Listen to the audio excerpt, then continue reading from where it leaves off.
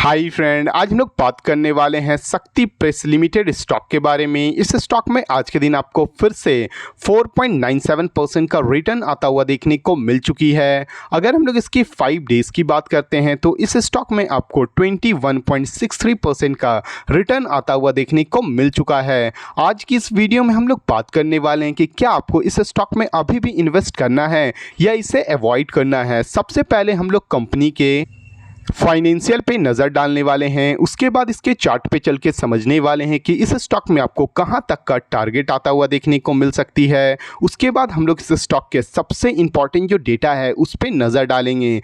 चलिए हम लोग इसके फाइनेंशियल पे नज़र डालते हैं। कंपनी का जो मार्केट कैप है वो आपको 77.09 करोड़ रुपीज़ का देखने को मिल रहा है। स्टॉक का जो पी रेशियो है वो आपको 47.2 रुपीज़ का देखने को मिल रही है। ROCE की बात करते हैं तो 8.85% का देखने को मिल रहा है। कंपनी का जो बुक वैल्यू है वो आपको 9.26 रुपीज़ के देखने को मिल रही है। ROE की बात करते हैं तो 7.97% का देखने को मिल रहा है और कंपनी का जो फेस वैल्यू है वो आपको 10 रुपीज़ में देखने को मिल रही है। अगर हम लोग इस कंपनी के क्वार्टरली रिजल्ट्स पे नज़र डालते हैं तो आप देख सकते हो कंपनी का जो सेल्स आपको सितंबर 2025 में 1.52 करोड़ रुपीज़ का था, वही दिसंबर 2025 में आपको ये बढ़ के 8.13 करोड़ रुपीज़ का होता हुआ देखने को मिल रही है। कंपनी की अगर हम लोग ऑपरेटिंग प्रॉफिट की बात करते हैं तो सितंबर 2025 में आपको ये 0.42 करोड़ रुपीज़ का था, वही दिसंबर 2025 में आपको ये बढ़ के 1.29 करोड़ रुपीज़ का होता हुआ देखने को मिल रही है। कंपनी आपको क्वार्टर ऑन क्वार्टर बेसिस पे कंपनी का सेल्स भी बढ़ता हुआ देखने को मिल रहा है और कंपनी का आपको ऑपरेटिंग प्रॉफिट भी बढ़ती हुई देखने को मिल रही है। अगर हम लोग इस कंपनी के प्रॉफिट एंड लॉस स्टेटमेंट पे नज़र डालते हैं ईयर ऑन ईयर बेसिस पे तो आप देख सकते हो कंपनी का जो सेल्स आपको मार्च 2025 में 13.03 करोड़ रुपीज़ का था, वही मार्च 2026 में आपको ये बढ़ के 78.30 करोड़ रुपीज़ का होता हुआ देखने को मिल रही है। कंपनी की अगर हम लोग ऑपरेटिंग प्रॉफिट की बात करते हैं तो मार्च 2025 में आपको ये 2.07 करोड़ रुपीज़ का था, वही मार्च 2026 में आपको ये बढ़ के 3.78 करोड़ रुपीज़ का होता हुआ देखने को मिल रही है।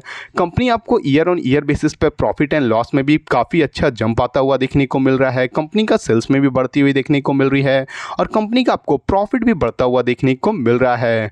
अगर हम लोग इस कंपनी के अगर बैलेंस शीट पर नज़र डालते हैं तो आप देख सकते हो कंपनी का जो इक्विटी कैपिटल है वो आपको मार्च 2025 में और मार्च 2026 में आपको स्टेबल देखने को मिल रही है 3.52 करोड़ रुपीज़ की। वहीं पे कंपनी की अगर हम लोग रिजर्व्स की बात करते हैं तो मार्च 2025 में आपको ये 11.75 करोड़ रुपीज़ का था, वही मार्च 2026 में आपको ये बढ़ के 22.59 करोड़ रुपीज़ का होता हुआ देखने को मिल रही है। अगर हम लोग इस कंपनी की अगर बोरिंग की बात करते हैं कि इस कंपनी में कितने का कर्ज है तो मार्च 2025 में आपको ये 16.15 करोड़ रुपीज़ का था, वही मार्च 2026 में आपको ये डिक्लाइन होके 13.85 करोड़ रुपीज़ का होता हुआ देखने को मिल रही है। किसी भी कंपनी का जो बोरिंग है, जो कर्ज है वो कम होती है तो कंपनी के लिए काफ़ी बड़ी पॉजिटिव न्यूज़ मानी जाती है। वहीं पे किसी भी कंपनी का जो रिजर्व बढ़ता है वो अगेन कंपनी के लिए काफ़ी बड़ी पॉजिटिव न्यूज़ मानी जाती है। अगर हम लोग इस कंपनी की अगर शेयर होल्डिंग पैटर्न पे नज़र डालते हैं तो आप देख सकते हैं कंपनी का जो प्रोमोटर का जो होल्डिंग आपको मार्च 2026 में 45.39% का था, वही जून वाले क्वार्टर में आपको ये डिक्लाइन होकर 5.67% का होता हुआ देखने को मिल रही है। वहीं अगर हम लोग डोमेस्टिक इन्वेस्टर की बात करते हैं तो मार्च 2026 में आपको ये 0.12% के थे, वही जून 2026 में आपको ये डिक्लाइन होकर 0.02% का होता हुआ देखने को मिल रही है।